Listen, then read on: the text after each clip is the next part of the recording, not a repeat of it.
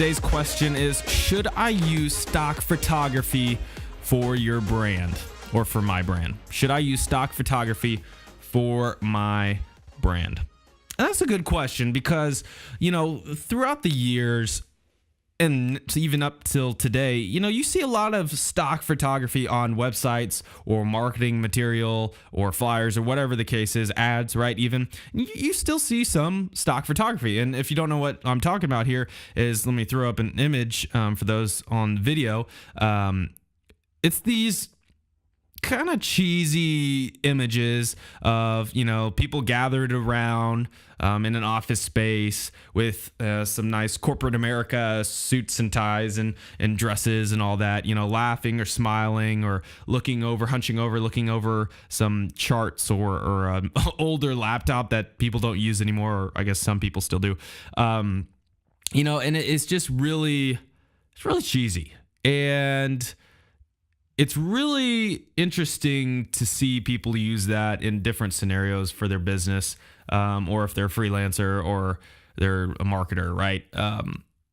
So here's the quick answer is no, absolutely not. Do not use stock photography if you can help it.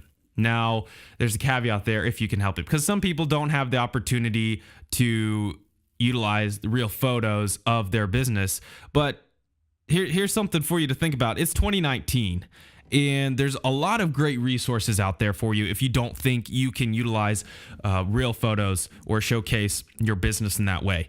Number one is you have your phone.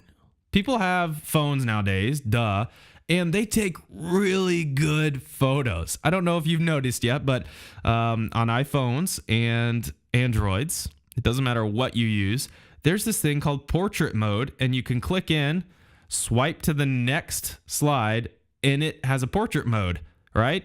Which allows you to get that beautiful blurry background and kind of that sharp focus on whatever you're wanting to focus on that object. And that takes really good photos. Now you have to have good lighting, but that takes really good photos. Or just standardize, or just in the standard photo. You don't even have to have portrait. They take really good photos, right? 12 megapixel photos and better these days. Not only that is you can go out and buy yourself a DSLR. All right, that's what I'm recording with right now, and they do fantastic quality photos, and you don't have to be a rocket scientist to understand how to use it. And those are like $200, especially on Facebook, Marketplace or Craigslist. People still use that, or Amazon, right? Or you can get a nicer one for $500. And it's really not that complicated. Now, there's that aspect, and you can go do that yourself. If you're a freelancer, go get yourself a photo taker, a DSLR, or a phone, and get someone else to take pictures of you wherever you're doing your thing.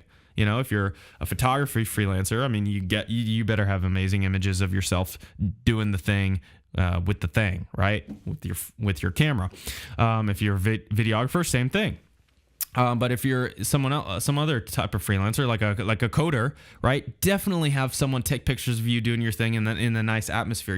Get some lighting, kind of get some pictures of you doing in your groove. If you're a small business, you almost have no excuse for not having team photos in some capacity, because what stock photos do, and I say stock photos very broadly here, is they don't show people your true business, and they don't let others into your business a little bit more, because what people want nowadays is to really know, number one, that you're real, because there's a lot of fake people out there. There's a lot of fake businesses that are real, but they're just not considered in the mind to be real, because they don't showcase what they do very well, or you're kind of like, is this sketchy? Should I, actually send my money to them, or whatever the case is? Should I call them?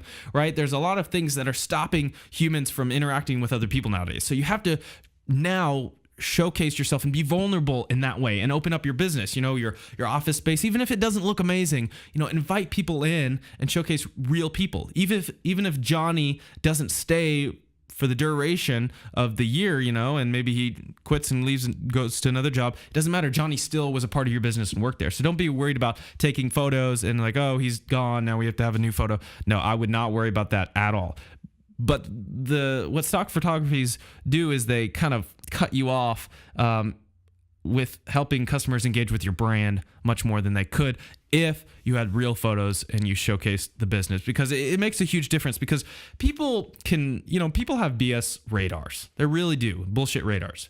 And that's, I don't want to be crude, but that's true, because we all know what's true and what's fake and what's kind of like iffy. And digitally, or if it's a flyer, you can really tell what a business is like. Most of us can. And so stock photography doesn't help you in that area. Now, if you have to, you can use it. And I'll show you 2 resources here real quick that you can do. Find some more stock photography that actually look great. There's stock photography or iStock Photos, which is not very good for the most part, especially if you're not a marketer, because you're like, marketers know what's good and what's not. But Shutterstock or Shutterfly, those are all okay. But I have 2 resources here, and just as a little second, I want to showcase with you to get some good stock photography.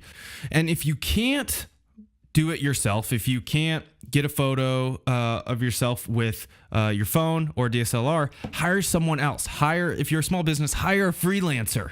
Right? Hire a freelancer to come in. It's not going to cost you that much to snap some photos of what you guys do and incorporate that into all your marketing material and your websites. So number 1 is you do it yourself. If you're a freelancer, small business, or marketer, right? Have someone else buy a phone, buy a DSLR, have someone else do it for you. Or if you're a small business, hire a freelancer or someone in your business that would like to learn how to do this. And I trust you. I would go with the freelancer route just because they know exactly what they're doing. But I trust me on this. It's going to work out really well, and it's going to make your website and your brand stand out even more, because that's what people are looking for. So, but if you can't do that for those 2 reasons, if you can't do those 2 things, and definitely, I don't know if you have an excuse if you can't, but if you for some reason can't, there's 2 resources here that I'd like to showcase to you. You might have heard of these before, or you might have not, but I'm going to show you them anyway. So number 1 is another way to get stock photography. And I say that very loosely here. In this instance, stock photography is called unsplash.com. UNSPLASH.com. Unsplash.com. This is a free photo sharing website. Yes, we love free. And these are where freelancers and photographers come and just showcase their beautiful work. I mean, these guys are fantastic. I couldn't take photos as good as these guys. I'm not going to lie. And so they have so many photos on here. I don't know how many, but they categorize it from different, they categorize it in different ways: wallpapers, textures, nature, current events, architecture, business, work. So if I clicked business and work, there's different images that you can use. There's a podcasting, there's people sitting around naturally at a business, and you could use that even if you wanted to, although I'd suggest actually taking pictures of your own business and your own building. If I typed in financial, right, if I'm a financial services provider, there's some great photos of some people working around a desk, some modern laptops, because normal stock photography just does not include the modern laptops for whatever reason. It's like these big thick books that they have. I don't get it. People scribbling. This photo has some people scribbling on a piece of paper, some just really naturally looking photos, right? And some modern buildings, really great stuff. So that's one.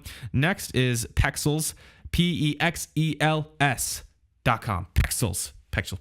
Ooh, sorry podcast people. Just another great site that's basically the same as Unsplash, where you can search for these photos. So 2 great resources, and there's probably others out there, but these are 2 I use most frequently for my projects. And it's good to use used as curated content or curated photos, as I would say, is you can post this on social and then just reference back who took these, because they like to get credit for these beautiful photos, and indeed they should. So those are 2 resources for you I would definitely check out. So definitely check that out. But overall, yeah, guys, just don't use stock photography. Don't use it unless you absolutely have to, and then go to Unsplash or Pexels, or if you're a marketer and you know what's what and you know what's good, you can use iStock Photo because they do have some things there. Man, if you agree with me, smash that like button and comment yes below in the comments. I would love to hear your thoughts.